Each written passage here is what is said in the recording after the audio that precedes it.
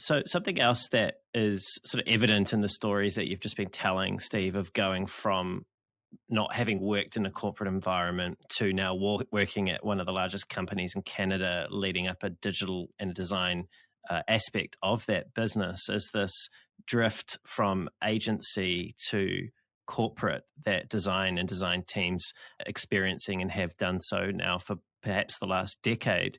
What is it that you believe is driving this change of talent leaving agency and going into these in-house departments? Well, I think there's a few things, and I don't really know the answer is the other side of this, but there's some pretty interesting work being done in some of these larger companies that an agency doesn't really get access to. Like, you can imagine the sheer data that some of these companies have that you can learn from and actually apply to your design work, your user experience. During the start of the pandemic with TELUS, does a company keep selling its products when people are afraid for their lives, but you're an essential service and they need your products? Well, we were able to make changes and monitor the data, connect with our customers, and see that, oh, if we do this thing, it actually helps these people get what they need in a way that you maybe couldn't do as successfully or as easily as an agency because you'd be on the outside of that.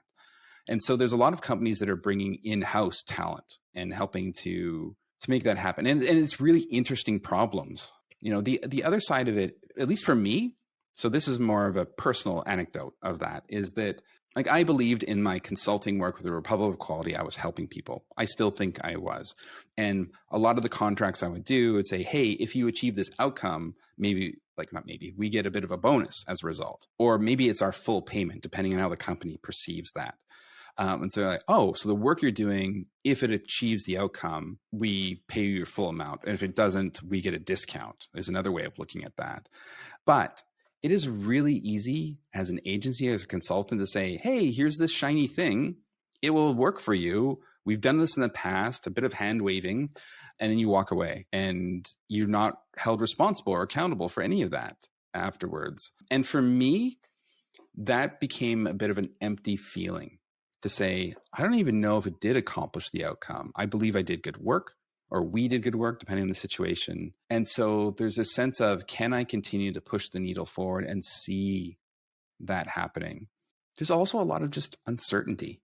Even before the pandemic, it was like, are we going to get enough work? What is going to happen here? Like these other companies, the more the momentum shifted to larger companies buying agencies or bringing it in-house or whatever it happened to be, the less meaningful some of the, unless you specialized, the agency work became. And so those are the things that I was seeing, the trends behind it.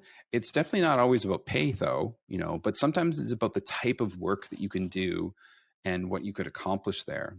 That's what it was for me. It was the type of work I could do and what I could accomplish and seeing the long term of it. It's actually the same for me at Zipline right now. Very different company. We've gone from I can't remember, I was like 30 something to 100 something in the last 9 months. Lots of growth, that's difficult and all of that. But we're moving towards like this common outcome together where it's this new challenge for some of us, but there's a real sense of, hey, we're here to see this product through. We're not here to do one neat thing. Sorry, that probably sounds really negative. I don't mean that about agencies. Like some of them do that. Yeah, some of them are shallow for sure, just like any company could be.